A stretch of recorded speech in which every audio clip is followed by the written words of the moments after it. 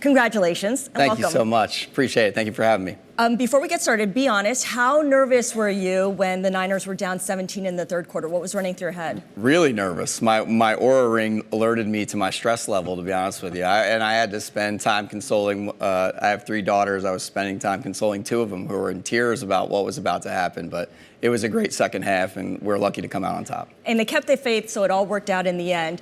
If sport franchises are brands, and the 49ers are one of the most storied brands around, a brand's value, of course, is tied in large part to the value of its followers, its fans. So I'd like to get from you some sense of the numbers on the size, the depth, the reach of your fan base, the faithful, that sponsors like Levi's, which recently renewed its stadium renewal rights, naming rights, are paying for access to. Can you tell us a little bit about them? Certainly, and I think the world it continues to shrink every single day. And so when I got to the team in 2010, I think we weren't in Levi Stadium yet, but the reality is most of us in the sports world, call it 15 years ago, thought about only the 10 games we put on. And the reality is that's only 700,000 fans. Our global fan base is 15 million people plus. And now with the NFL and what they let you do in international markets where they give teams the rights to be able to sell sponsorships in those markets, whether it be for us, the UK and Mexico, and frankly, Levi's provides us a platform, Levi's Stadium that is, provides us a platform we didn't have in Candlestick Park, where we've done over 155 events in the first 10 years there. We've done $2 billion in economic impact, 12,000 jobs. And so I think the world really shrunk quite a bit, coupled with the fact that sports media post-COVID has certainly skyrocketed. We thought it might have been a COVID bounce. It's just here to stay. Live sports and entertainment is really what people are consuming on a daily basis, and the 49ers are thankfully at the forefront of that. How much does the Super Bowl appearance change that, or elevate that, I should say? Dramatically, yeah. And we've there's no question. I mean, I could put certain metrics to it. You've seen it already. I know on the Chiefs side, they've seen the Taylor Swift media phenomenon, around $300 million plus in earned media since she's really been part of that team. Are you jealous of that? I'm not. Are you going to your players and saying, "Where's your Taylor Swift"? Listen, we have. Brock Purdy, he's a handsome guy. We got great storylines on our side of the ledger. You're right. Brock's a great storyline. McCaffrey's a great storyline.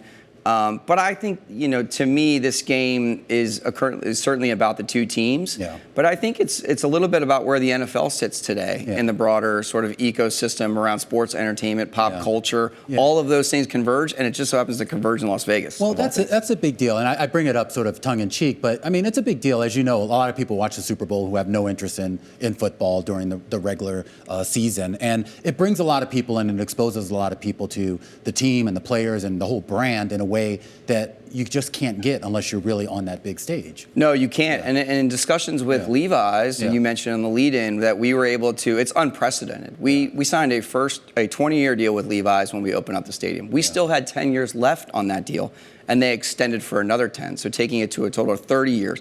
So they're our naming rights partner through 2043 at an increased value.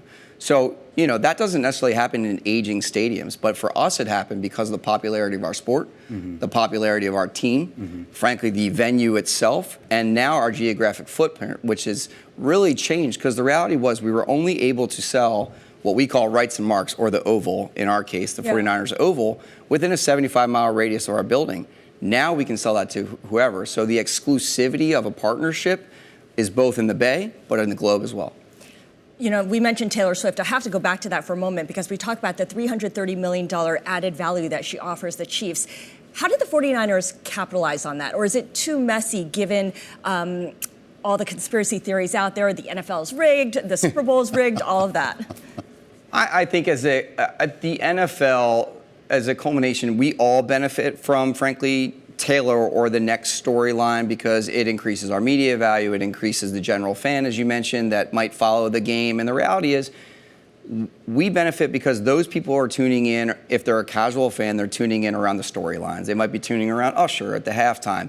And what we hope is that at the end of that, by playing in these marquee events, if you think about what happened with the San Francisco 49ers in the late 80s and early 90s and how they became America's team because of 5 Super Bowls and Joe Montana, well, that is our moment.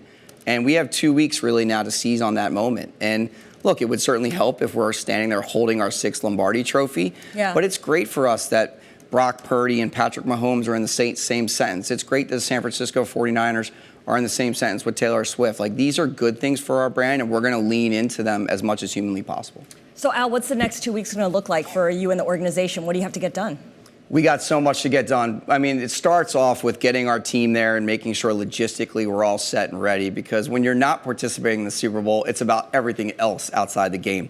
When you're participating in the Super Bowl, it's about making sure that the players are ready, that their families are ready to play on Sunday, because that is our lone main goal, is to go out there and win our 6th Lombardi trophy. So we're literally, I missed an all-staff meeting today to talk about all of our staff, all their families, the 6 different large planes that we're going to take there to bring every single one of our partners to Las Vegas, and the logistics behind that. But it takes an army to put these events on. Thousands of people are going to be working on our behalf, volunteers from, frankly, all over the Bay to do so, and it's going to be a lot of fun.